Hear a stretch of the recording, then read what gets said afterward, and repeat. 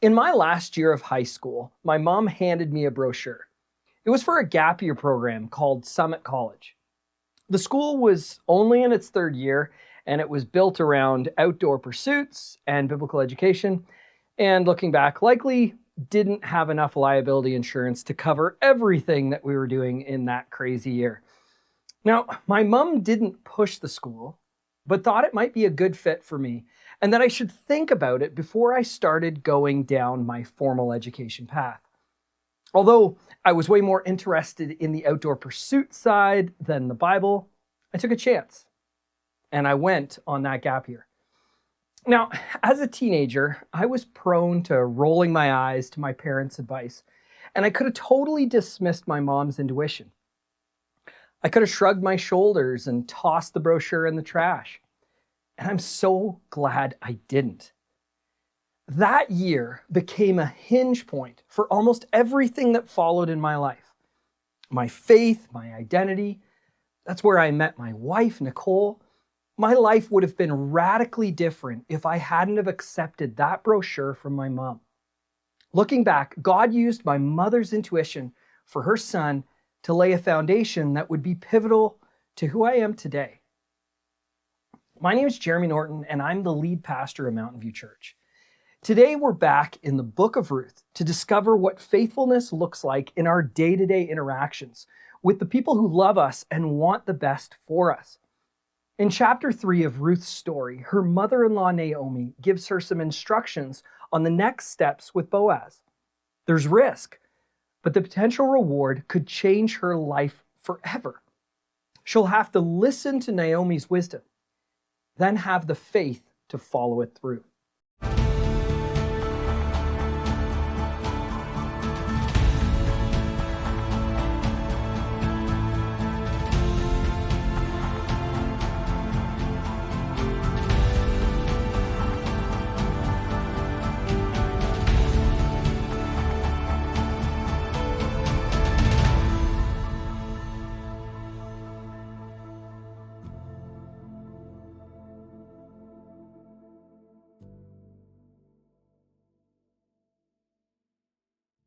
My name is Cornelia. Our scripture reading is from Ruth 3, 1-18. You are welcome to follow along with a physical Bible. Search the table of contents to locate the corresponding page number for Ruth, or alternatively, you can download Bible app or visit bible.com. Then Naomi, her mother-in-law, said to her, "My daughter, should I not seek rest for you, that it may be well with you? Is not Boaz our relative with whose young women you were? See, he is winnowing barley tonight at the threshing floor. Wash therefore and anoint yourself, and put on your cloak, and go down to the threshing floor, but do not make yourself known to the man until he has finished eating and drinking. But when he lies down, observe the place where he lies. Then go and uncover his feet and lie down, and he will tell you what to do." And she replied, "All that you say, I will do." So she went down to the threshing floor and did just as her mother-in-law had commanded her. And when Boaz had eaten and drunk, and his heart was merry, he went to lie down at the end of the heap of grain. Then she came softly and uncovered his feet and lay down. At midnight the man was startled and turned over, and behold, a woman lay at his feet. He said, "Who are you?" And she answered, "I am Ruth, your servant. Spread your wings over your servant, for you are a redeemer." And he said, "May you be blessed by the Lord, my daughter. You have made this last kindness greater than the first, in that you have not gone after young men, whether poor or rich. And now, my daughter, do not fear. I will do for you all that you ask, for all my fellow townsmen know that you are a worthy woman. And now it is true that I am a redeemer. Yet there is a redeemer nearer than I. Remain tonight, and in the morning, if he will redeem you, good, let him do it. But if he is not willing to redeem you, then, as the Lord lives, I will redeem you. Lie down until the morning." So she lay at his feet until the morning, but arose before one could recognize another. And he said, "Let it not be known that the woman came to the threshing floor." And he said, "Bring the garment you are wearing and hold it out." So she held it, and he measured out 6 measures of barley and put it on her. Then she went into the city. And when she came to her mother-in-law, she said, "How did you fare, my daughter?" Then she told her all that the man had done for her, saying, "These 6 measures of barley he gave to me, for he said to me, 'You must not go back empty-handed to your mother-in-law.'" She replied, "Wait, my daughter, until you learn how the matter turns out, for the man will not rest, but will settle the matter today." In verse 1, we see Naomi's motivation. She says, "My daughter, should I not seek rest for you, that it may be well with you?" Naomi has been on a terrible journey. We can barely even imagine. She buried her husband in a foreign land. Then she buried both her sons. She told her daughters-in-law to go home to be with their own families and to find new husbands because she had nothing left for them. And yet one stayed behind, Ruth, remaining by her side. But now they're back in Bethlehem, destitute and full of sorrow. However, God has been ahead of them. He's working in the background. Ruth happened to glean in the field of Boaz, who happened to be a distant relative and a potential kinsman redeemer. Naomi is concerned for the future of her daughter-in-law. In Boaz, she sees a glimmer of hope. So she gives Ruth careful instructions on what she should do next in presenting herself to Boaz.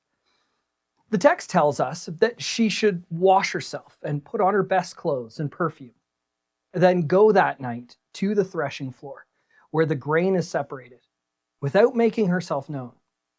She is to wait until Boaz has finished eating and drinking, then go to where he's sleeping and uncover his feet, then lay down at his feet.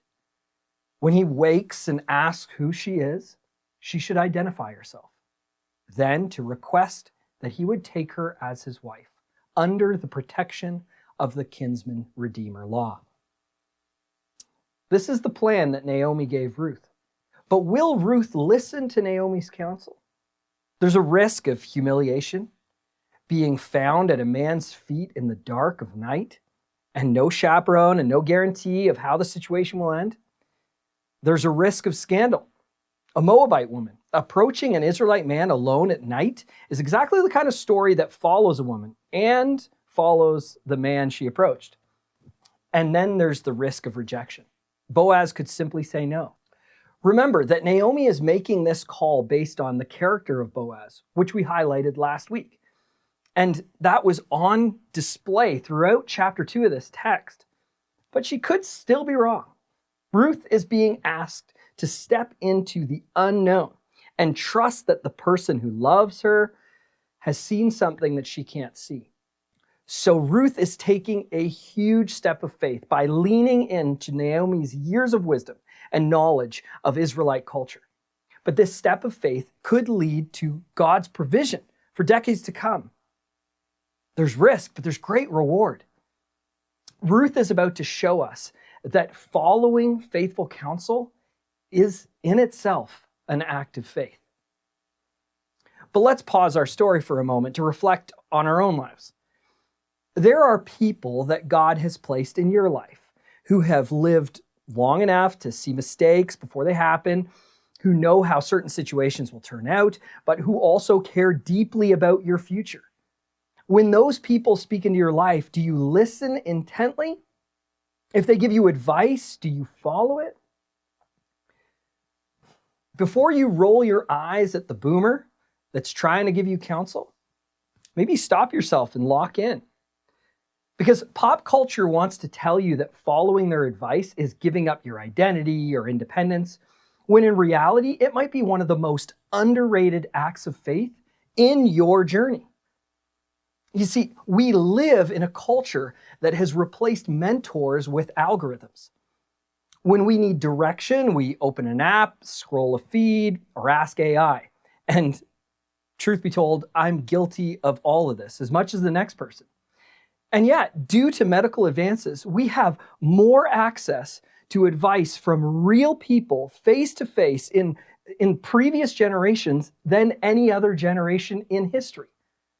The difference between listening to advice and applying that wisdom is a faith move that's inside of us. And so there are people in your life right now who know you and love you. And many of them have something to lose if they steer you in the wrong direction, yet they're invested. It's time, if you haven't already, if you don't regularly do so, to book a coffee meeting or lunch with them and ask them questions. Then sit and listen. And after you've listened, after you've received their counsel, it's time to make an action plan. With that being said, let's come back to our text. It's worth noting that Naomi had a lot to lose as well. Ruth was her only family. Sending her into the threshing floor, into the dark, into a situation with no guaranteed outcome, was a costly move for both of them, which is part of what made her counsel worth following. Biblical scholar Joyce Baldwin explains this well. Naomi had been giving careful thought to the best approach to Boaz in his capacity as a near relative. Her hope was that he would accept responsibility as their kinsman redeemer by marrying Ruth. But kind as he has been, Boaz had not made any move towards marriage. Hence Naomi's decision to put on the pressure. Her plans were to involve considerable courage on Ruth's part. We know that Naomi had been watching Boaz. So she lays out this plan for Ruth, and when Boaz wakes up, Ruth should follow his lead. Now, some of you might be wondering, what exactly happened that night? In our modern context, the idea of sneaking in on a man while he's sleeping and uncovering his feet and laying on them or beside them, that sounds really strange from a modern Western perspective. I get that. And this is why it's so important that we don't read biblical texts through our modern Western eyes. We need to understand the culture and traditions of that time before we start making assumptions about what the text represented or what the story is presenting to us. Now, there are some out there, if you Google it and search the internet, you will find that there are those who have made a perversion of this encounter, stating that the author is describing the beginnings of a sexual encounter. But that has been well refuted by biblical scholars who read and understand the original Hebrew within that cultural context. This plan was built on the kinsman redeemer system, a legitimate legal mechanism within Israelite covenant life. This was a culturally recognized way for a widow to make a formal covenant request of a potential husband and protector. Just think about it for a moment. If the plan was designed to lead to sexual compromise, it would have been completely self-defeating. It would have disqualified Ruth from the very protection she was seeking and destroyed Naomi's reputation in the process. It wouldn't be worth it. Nevertheless, back to the story. When Boaz wakes up, his reaction validates the appropriateness of Ruth's visit. His first response isn't guilt or concealment. He blesses her. He calls her a worthy woman, which is an important statement considering her Moabite heritage. He validates her dignity before he addresses her request. Then he identifies the one legal obstacle, that there's actually a closer kinsman redeemer. A bit of a wrench in the works. And yet again, we see the character of Boaz, who won't cut legal corners even when he could. He sends her home before dawn to protect her reputation, and before she leaves, he fills her cloak with grain as a pledge, and he intends to follow through. Now, let's back up for a moment, and we need to look at that moment when Boaz finds Ruth at his feet. She says, "I am Ruth, your servant. Spread your wings over your servant, for you are a redeemer." That language echoes the prophet Ezekiel in chapter 16, where God says to Israel that he spread the corner of his garment over them and covered them from their shame.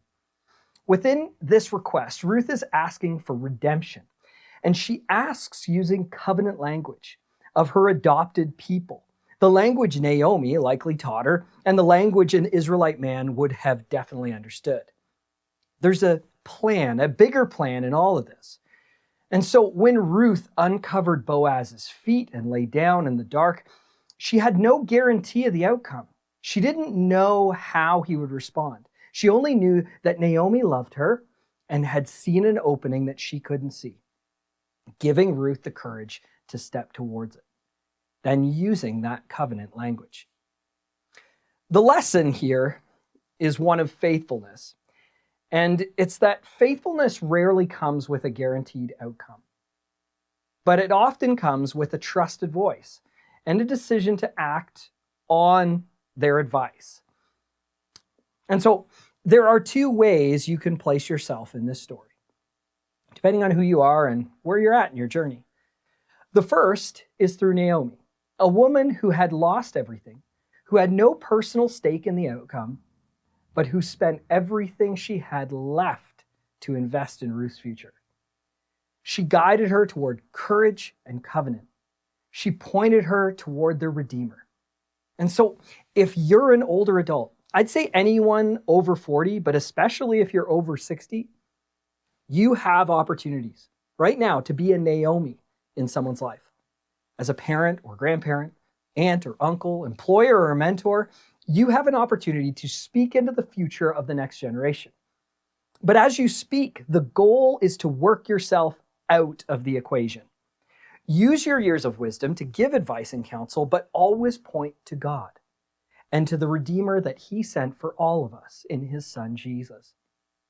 We should never be the hero. Jesus Christ is always the hero. And the second way to place yourself in this story is through Ruth. We should all find ourselves in the place of Ruth. She approaches Boaz in the dark with nothing to offer, but acting in faith. She lies at his feet of her Redeemer, and she waits. And Boaz says, "Do not fear, I will redeem you." That was a picture of the gospel taking place on that threshing floor that night. You see, we come to Jesus in the same way. Spiritually, we don't have any leverage. We don't have a clean record. We come in the dark in need of a Redeemer, and we lay ourselves at the feet of our Lord and King Jesus. And He is the only one who has the authority, the righteousness, and the power to redeem us. And He covers us and calls us worthy. He says, "Do not fear, I will redeem you." Isn't that beautiful? The picture, the gospel on the threshing floor. But now let's fast forward. We need to listen to our Redeemer, Jesus, and His counsel. He says to us, "Come to me, all who labor and are heavy laden, and I will give you rest. Take my yoke upon you and learn from me, for I am gentle and lowly in heart, and you will find rest for your souls." Naomi sought rest for Ruth through their kinsman redeemer, Boaz. God has given us Jesus to secure eternal rest for our souls, the rest that no parent or mentor could ever provide. Jesus is faithful, and His counsel never fails. Let me repeat that. Jesus is faithful, and His counsel never fails. Following Jesus is a defining act of faith. And maybe today's the day when you embrace that act of faith.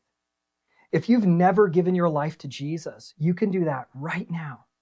You can pray and receive Jesus as your Redeemer right now. You can do that by praying this prayer with me. Dear God, I come to you the way Ruth came to Boaz, in the dark with nothing to offer, but in need of a Redeemer. I believe that you sent Jesus, your Son, to be that Redeemer. I believe He died on the cross for my sin and rose again to give me new life. Today I lay myself at His feet to be covered and redeemed. In Jesus' name I pray. Amen. Thank you so much for being here today. I hope today's message was helpful and that you've learned something, but that you've also been encouraged. And maybe today you found Jesus for the first time. Now, if Mountain View Church has started to feel like home to you, or you want more information, we would love to make that official or provide the information you need. Maybe you just need prayer, then we can pray for you.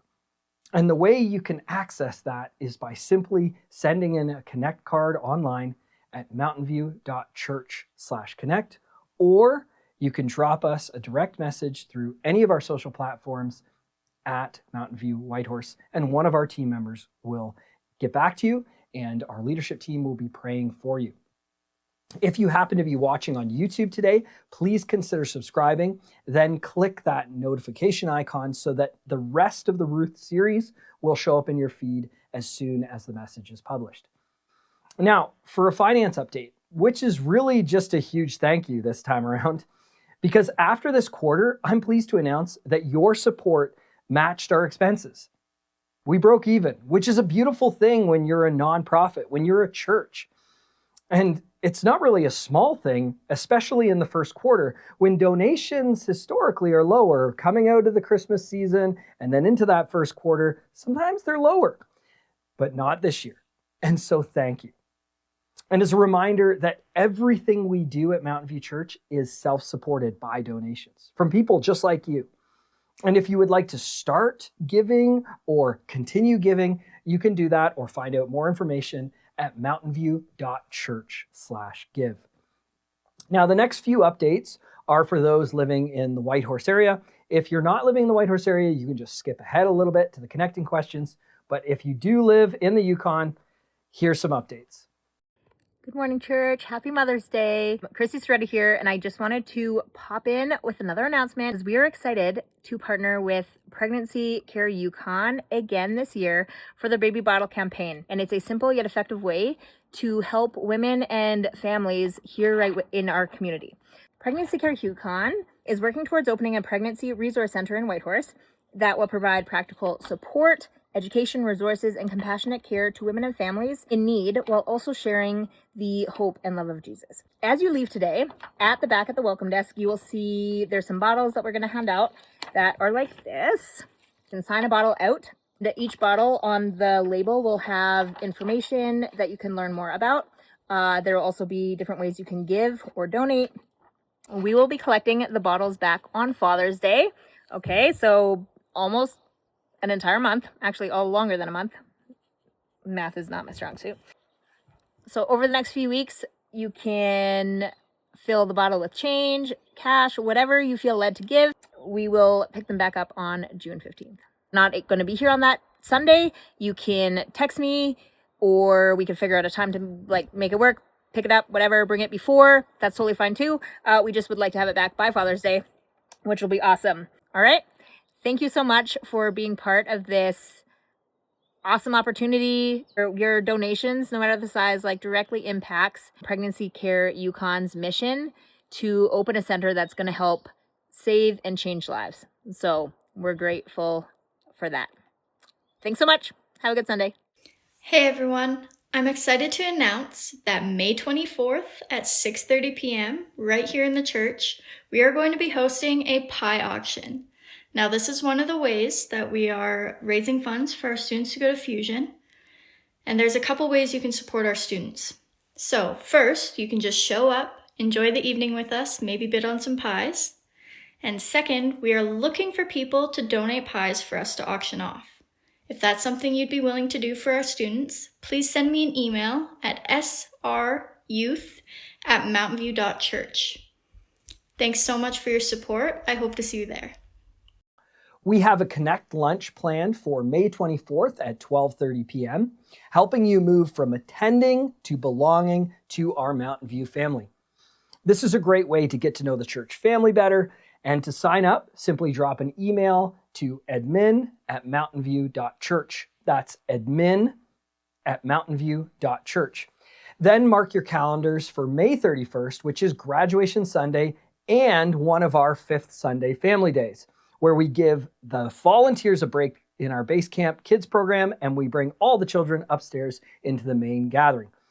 We're excited to celebrate with our graduates. So if you or a family member is graduating, please drop us a message at that same email address, admin@mountainview.church, so we can celebrate with them, acknowledge them. It's going to be a great day. Now, before we close out this week's message, take a minute to connect with the people around you. And if you're watching online, simply drop a message in the feed below, answering one or all of these 3 connecting questions. First, have you ever told the Naomi in your life how much they've meant to you? Have you ever told the Naomi in your life, the mentor, friend, parent, the older friend who's invested in you, have you ever told them how much they've meant to you? Question number 2, what faithful counsel have you received from them that you haven't yet acted upon? What faithful counsel have you received from the Naomis in your life that you haven't yet acted upon? And lastly, what decision or struggle do you need to lay at the feet of Jesus this week?